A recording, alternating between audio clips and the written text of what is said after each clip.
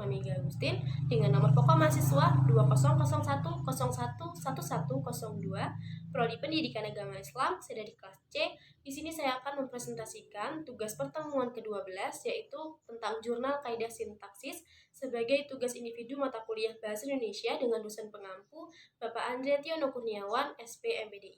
Baik, langsung saja saya akan mempresentasikan jurnal mengenai kaidah sintaksis yang telah saya buat.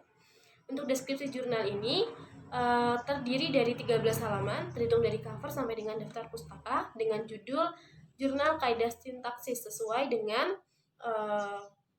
materi yang telah disampaikan pada e-learning.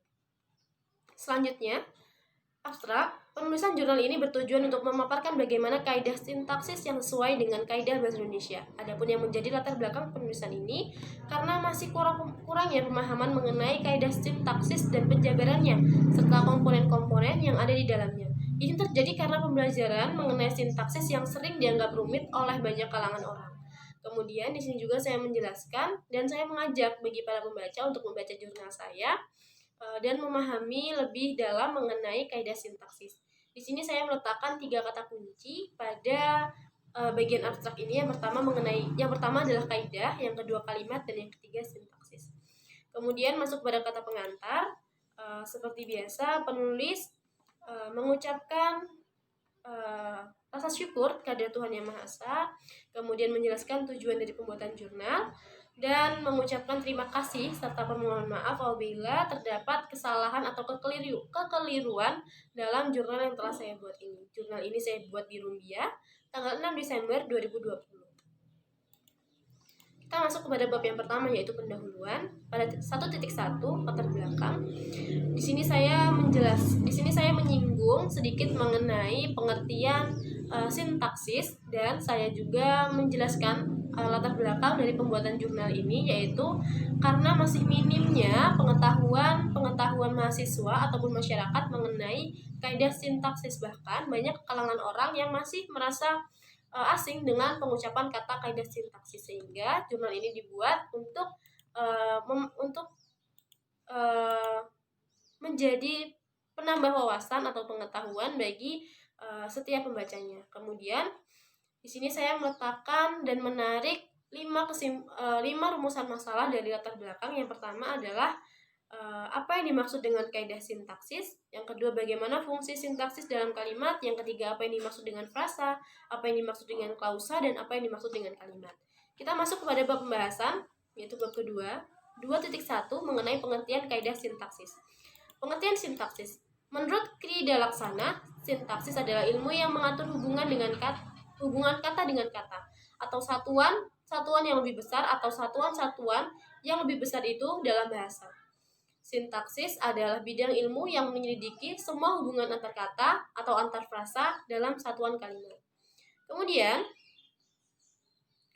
di sini juga saya menjelaskan pengertian sintaksis menurut beberapa ahli, diantaranya menurut Keraf, kemudian Ramlan, dan lain sebagainya. Yang kedua, fungsi sintaksis dalam kalimat. Fungsi sintaksis pada hakikatnya adalah tempat atau laci yang diisi oleh bentuk bahasa tertentu. Wujud fungsi sintaksis adalah subjek, predikat, objek, pelengkap, dan keterangan. Tidak semua kalimat harus mengandung semua fungsi sintaksis itu. Unsur fungsi sintaksis yang harus ada dalam setiap kalimat adalah subjek dan predikat. Sedangkan unsur lainnya seperti objek, pelengkap, dan keterangan merupakan unsur penunjang dalam kalimat.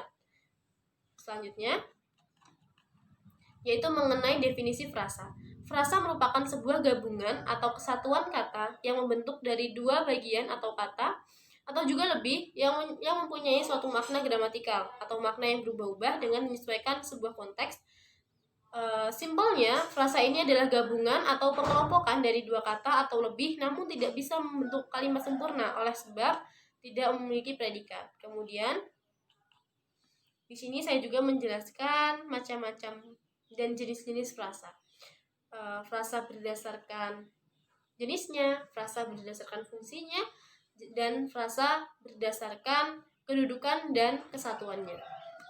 Kemudian yang 2.4 yaitu mengenai definisi klausa. Klausa ialah satuan di dalam sebuah bahasa yang terdiri dari beberapa kata, sekurang-kurangnya itu terdiri dari subjek, predikat, serta berpotensi menjadi sebuah kalimat. Selanjutnya yaitu definisi kalimat.